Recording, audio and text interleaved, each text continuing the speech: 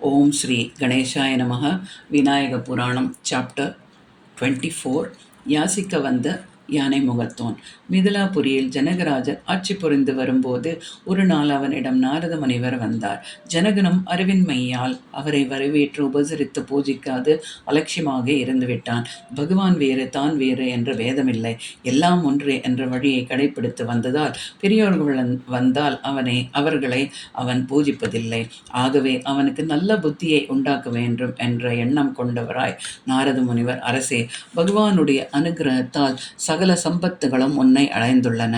நீயும் உன்னை அண்டி யாசிப்பவர்களுக்கு இல்லை என்று சொல்லாது கொடுத்து வருகிறாய். பகவானுடைய அனுகிரகத்தால் உன் செல்வம் மேலும் படிப்படியாக பெருகட்டும் என்றார். அதை கேட்ட அரசன், முனிவரே, தங்கள் வார்த்தைகளை கேட்க எனக்கு ஆச்சரியமாக இருக்கிறது.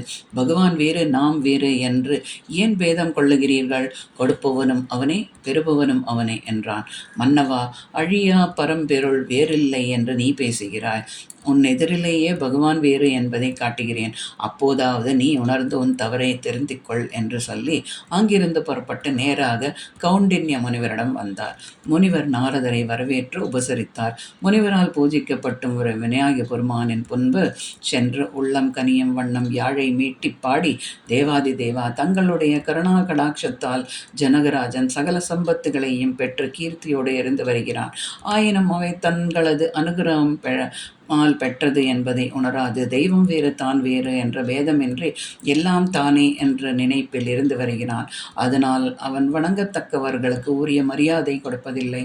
தாங்கள் அவன் கடைபிடிக்கும் வழி தவறென்று காட்ட வேண்டும் என்று வேண்டினார். அப்போதே விநாயகர் ஜனகராஜனுடைய அறியாமையை போக்க எண்ணம் கொண்டு அந்தணர் வடிவம் எடுத்து அவனது அரண்மனை வாயிலை அடைந்தார். உடல் எங்கும் நோய் நிறைந்து அவதியுறும் ஒரு பிராமணன் யாசத்திற்கு வந்திருப்பதைக் கண்டு காவலர்கள் ஓடி சென்று அரசனிடம் தெரிவித்தனர். அரசனோ பன்மடங்கு ஆச்சரியமடைந்தான். இதுவரை அவனிடம் யாசிக்க வந்தவர்கள் ஒருவராவது தரித்திரத்தால் பீடிக்கப்பட்டவர்கள் இல்லை. அப்படி இருக்க இவ்வாறு ஒருவன் வர காரணம் என்ன என்று தெரியாது தவித்தான். பிறகு அவனை அழைத்து வருமாறு காவலர்களுக்கு உத்தரவிட்டான். பசியால் மெலிந்தும் நோயினால் அருவருக்கும்படியான தோற்றத்தையும் கொண்டிருந்த அவனை பார்த்து, உனக்கு என்ன வேண்டும்? சொல், இப்போதே கொடுக்க செய்கிறேன் என்றார் அரசன். அரசே, எனக்கு இப்போது பொன்னும் மணியும் தேவையில்லை. பசி பொறுக்க முடியவில்லை. என் பசியை போக்க ஆகாரம் கொடுத்தால் போதும் என்றார் அந்தணர் உருவில் இருந்த விநாயகர். அதை கேட்ட அரசனும் உள்ளே அழைத்து சென்று ஆகாரம் அளிக்குமாறு சொன்னான். அந்தணனை உள்ளே அழைத்து சென்று இலை போட்டு ஆகாராதிகளை கொண்டு வந்து வைத்தனர்.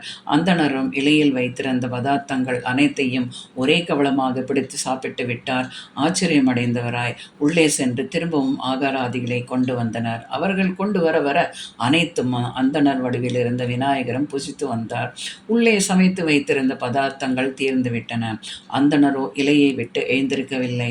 இன்னும் தயாராகின்றதோ, சீக்கிரம் கொண்டு வாருங்கள், பசி பொறுக்கவில்லையே என்றார். அவர்களுக்கு ஒன்றும் புரியவில்லை. வந்திருப்பது சாதாரணமான ஆசாமி இல்லை என்பது உணர்ந்து கொண்டனர். உடனே அரசனிடம் சென்று தெரிவித்தார்கள். அரசன் அவரிடம் ஓடி வந்தான். அரசனை கண்டதும், ராஜா, ஏன் தாமதம்? முழுவதும் வேகம் வழியில் என்னால் காத்திருக்க முடியாது. வெந்தது போதும், எடுத்துக்கு வர சொல்லுங்கள் என்றார் விநாயக பெருமான். அந்த பொருள்களும் வலையில் வீழ்வது போல் அந்தணரின் வயிற்றுக்குள் விழுந்தன. அரசே, எனக்கு பசி தாங்கவில்லை, சீக்கிரம் ஏதாவது கொண்டு வர சொல்லுங்கள் என்று விரட்டினார் பகவான். களஞ்சியங்கள் திறந்து விடப்பட்டு அதிலிருந்த பொருள்கள் எல்லாம் கொண்டு வந்து வைக்கப்பட்டன. அவையும் போதவில்லை. ஊர்ஜனங்களுடைய வீடுகளிலிருந்தெல்லாம் உணவு கொண்டு வரப்பட்டன. அப்படியும் அந்தணரின் பசி நீங்குவதாக இல்லை. அரசனால் சமாளிக்க முடியவில்லை. கை தளர்ந்து சோர்வுற்றவனாய், சுவாமி, நோயால் மெலிந்து பசி கொண்டிருந்த தங்களுக்கு ஆகாரம் கொடுக்க சம்மதித்தேன். தாங்களுக்கு ஏற்பட்டிருப்பது பசி அல்ல. அந்த நோயை போக்கும் அளவுக்கு என் நாட்டில் உணவு பதார்த்தங்கள் கிடையாது. இருந்தும் அனைத்தும் தாங்கள் சாப்பிட்டாகிவிட்டது. இனி என்னிடம் எதுவும் எதிர்பார்ப்பதற்கில்லை. தங்களுக்கு உள்ள பசியை தீர்க்கக்கூடியவர்களிடம் தாங்கள் செல்லலாம் என்றான். அரசனின் பரிதாபகரமான வார்த்தைகளை கேட்டதும் அந்தணனாக எழுந்தருளியிருந்த பகவான் கலகலவென்று சிரித்தார். நன்றாய் இருக்கிறது அரசே உன் வார்த்தைகள். உன்னை பற்றி நான் எவ்வளவோ கேள்விப்பட்டிருக்கிறேன். யாசிப்பவர்களுக்கு இல்லை என்று சொல்லாது கொடுக்கும் வள்ளல் என்று புகழ்கிறார்கள். அதை நம்பி என் பசியை ஆற்றிக்கொள்ள உன்னை தேடி வந்தேன். என் பசியை போக்க வேண்டிய நீ அற்ப ஆகாரத்தை கொடுத்து என் பசியை பன்மடங்காக அதிகரித்து விட்டாய். இன்னும் வேறிடத்துக்கு சென்று என் பசியை தீர்த்து கொள்ளுமாறு கூட சொல்லுகிறாய். இதுதான் நீ கடைப்பிடிக்கும் கொள்கையா? பகவான் வேறு தாம் வேறு என்ற வேதமே கிடையாது என்று பேசுகிறாய். அப்படியானால் நீயும் பகவான், நானும் பகவான்.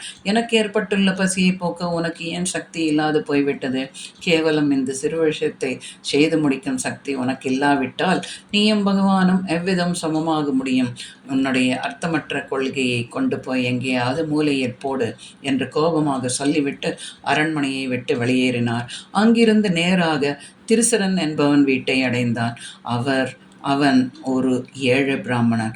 அவனும் அவர் மனைவியாகிய விரோச்சனையும் விநாயக பெருமானிடம் அளவில்லாத பக்தியை பூண்டவர்களாக சதா அவரது தியானத்திலும் ஆராதனையிலும் ஈடுபட்டும் காலம் கடத்தி வந்தார்கள். பசியால் மெலிந்திருக்கும் பிராமணனை கண்டதும் திருசரன் எழுந்து அவரது பாதங்களில் சாஷ்டாங்கமாக வீழ்ந்து பலவாறு துதித்தான். விரோசனையும் கணவனோடு அவரை பணிந்து நின்றாள். திருசரா, நாம் பசி பொறுக்க மாட்டாது. அதை போக்கிக் கொள்ள அரண்மனைக்கு சென்றேன். அரசோ என் பசியை போக்குவதற்கு பதிலாக அற்ப ஆகாரம் கொடுத்து அதை அதிகரிக்க செய்து விட்டதோடு பசி தீர்க்கக்கூடியவர் யாராக இருந்தாலும் அவர்களை நாடி செல்லலாம் என்று சொல்லி அனுப்பிவிட்டான். அதனால் உன்னை தேடி வந்தேன் என்றார். அதை கேட்ட விரோசனையின் கண்களில் நீர் சொரிய, சுவாமி, எங்களை சோதிக்க நாங்கள் ஆராதிக்கும் பெருமான் தான் தங்களை அனுப்பியிருப்பதற்காக எண்ணுகிறேன். அளவற்ற ஐஸ்வரங்களையுடைய அரசனாலேயே தங்கள் பசியை போக்க முடியவில்லை என்றால் யாசித்து காலத்தை கடத்தும் எங்களால் ஆக முடியுமா? அதிலும் எங்களை அபாகிவான்கள் என்றே சொல்லலாம். நேற்று வரை யாசகத்தில் கிடைத்த பொருள்களால் குடும்பம் நடத்தி வந்த நாங்கள் இன்று காலை முதல் எதுவும் இல்லாது எங்கள் ஐயனை தியானித்து பூஜித்துக் கொண்டிருக்கோம். பூஜைக்கு கொண்டு வந்த பொருட்களில் ஒன்று மட்டும்தான் இருக்கு என்று வேதனையால் நெஞ்சம் துடிதுடிக்க சொன்னாள். அதை கேட்ட விநாயகரும் பெரிதும் மகிழ்ந்து, அம்மணி, எப்பேற்பட்ட செல்வந்தர்களாயினும் மனப்பூர்வமாக விருப்பம் இல்லாது கொடுக்கப்படும் எந்த பொருள்களும் அதன் பலனை நிறைவேற்றாது. அதே சமயம் ஏழை எளியோராயினும் அவர்கள் மனப்பூர்வமாக கொடுக்கும் அற்பமான பொருள்கள் கூட மிகச்சிறந்த பலனை தருகின்றன. என் பசியை போக்க தக்க உணவு இல்லையே என்று வருந்த தேவையில்லை. அதை மனதில் உணர்ந்தீர்களே, அதுவே போதும். தாங்கள் குறிப்பிட்ட அந்த அருகம்புல்லை கொண்டு வந்து வாருங்கள் என்றார். விரோச்சனையும் மெய்யன்பருடன் அதை கொண்டு வந்து கொடுக்க அதை பெற்று வாயில் போட்டு மென்று விழுங்கினார் விநாயகர். அந்த கணமே அவரது பசி அடங்கியது.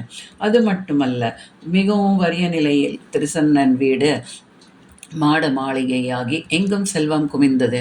அதே போல ஜனகராஜனின் அரண்மனையிலும் செல்வம் நிரம்பியது. நகர மாந்தர்கள் கிரகங்களிலும் ரத்தனங்கள் குவிந்தன. வறுமை என்பதே அந்த நகரத்திலிருந்து ஒழிந்தது. விரோச்சனையும் திருசனனும் தங்கள் முன்பாக அந்தணராக இருப்பது தாங்கள் இடையராது பக்தியோடு பூஜிக்கும் விநாயக பெருமானே என்று உணர்ந்து அவர் பாதங்களில் விழுந்து பணிந்து வணங்கினர். எம்பெருமானும் அவர்களுக்கு தமது திவ்ய உருவத்துடன் காட்சியளித்தார். கணநாதா, எங்களுக்கு வேண்டுவதெல்லாம் தாங்கள் திருவடிகளில் சேர வேண்டும் என்பதே, அதை அனுகரிக்க வேண்டும் என்று இருவரும் வேண்டினார்கள். அவர்களுடைய அந்திம காலத்தில் அவ்வாறே தம் திருவடியில் இருவரும் வந்து சேருவர் என்று அருளினார் விநாயகர்.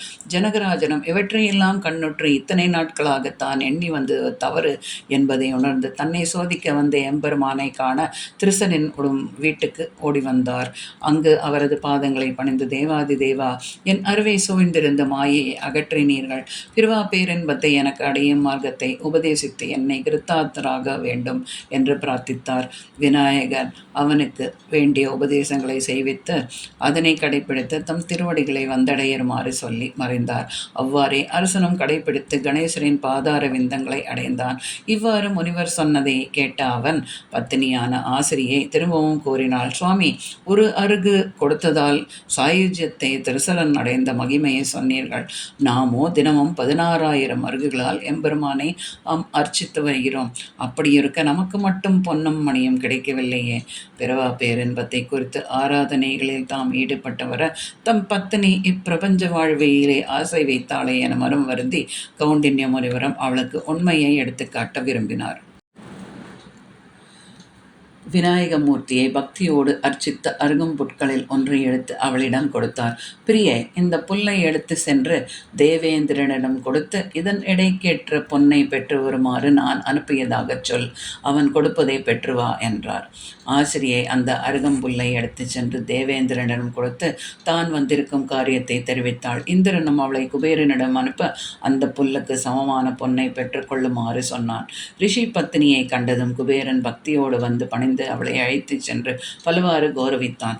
அம்மணி, இதோ என் பொக்கிஷங்கள் அனைத்தும் இருக்கின்றன, தங்களுக்கு தேவையானவற்றை எடுத்து செல்லுங்கள் என்று பணிவோடு வேண்டினான். குபேரா, நான் இங்கு வந்தது உன்னிடம் பொருட்களை கேட்டு பெற்று செல்வதற்காக அல்ல.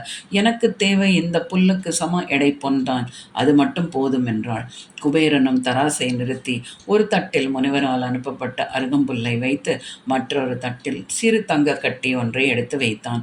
அருகம்புல்லில் இருந்த தட்டு தாழ்ந்திருந்தது. பின்னும் ஒரு பெரிய கட்டியை எடுத்து வைத்தான். அப்போதும் தட்டு அசையவில்லை. அதைவிட பெரிய கட்டியை எடுத்து வைத்தான். கூடை நிறைய பொன்னை கொண்டு வந்து வைத்தான். அப்போதும் தட்டு தாழ்ந்தே இருந்தது. குபேரனுக்கு ஆச்சரியம் தாழவில்லை. பொக்கிஷங்களில் நிறைந்திருந்த செல்வங்களை மூட்டையாக கட்டி கொண்டு வந்து வைத்தான். அப்போதும் அருகம்புல் இருந்த தட்டு தாழ்ந்திருந்தது. குபேரனின் உள்ளத்தில் சந்தேகம் தோன்றியது. இது ஏதோ தெய்வ சோதனையாக இருக்க வேண்டும் என்று நினைத்தார். உடனே தேவர்களை அழைத்து அவர்களிடம் இருக்கும் திரவியங்கள் அனைத்தையும் கொண்டு வந்து தராசு தட்டிலே நிரப்ப செய்தான். வைக்க வைக்க இந்த தட்டு பெரிதாகி இடம் கொடுத்ததே தவிர அருகம்புல் இருந்த தட்டு கொஞ்சம் கூட மேலே எழும்பவில்லை. தேவேந்திரன் இதை கேட்டு பேராச்சரியம் அடைந்தவனாய் மும்மூர்த்திகளையும் மனதில் தியானித்தான். அவர்களும் வந்து கூடவே எல்லோரும் சேர்ந்து தட்டிலே ஏறி நின்றார்கள்.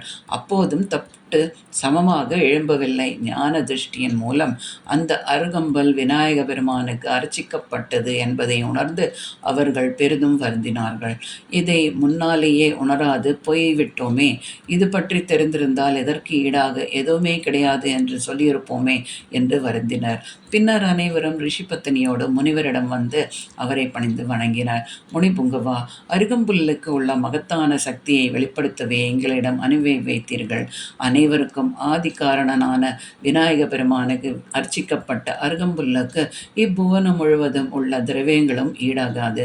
அப்படி இருக்க பொருட்களை கொண்டு அவரை தினமும் பூஜித்து வரும் தங்களுக்கு ஓப்பார் யாருமே இல்லை என்று சிவபெருமான் அவரை போற்றி அநேக வரங்களை கொடுத்து அருளினார். தேவகணங்கள் இவ்வாறு அருகம்புல்லின் மகத்துவத்தை எடுத்து சொல்லி முனிவர்களையும் இவ்வாறு ஆராதித்து நற்பெயன் அடையும்படி சொல்லிவிட்டு விமானத்தை வெண்ணிலே எழுப்பி சென்றனர். முனிவர்களும் அம்மகிமையை கேட்டு ஆனந்தம் கொண்டவர்களாய் அருகம்புல்களை கொண்டு வந்த விநாயகரை ஆராதித்து விண்ணுலகத்திற்கு வர கணங்கள் விமானத்தோடு வந்து அவர்களையும் அழைத்து சென்றனர்.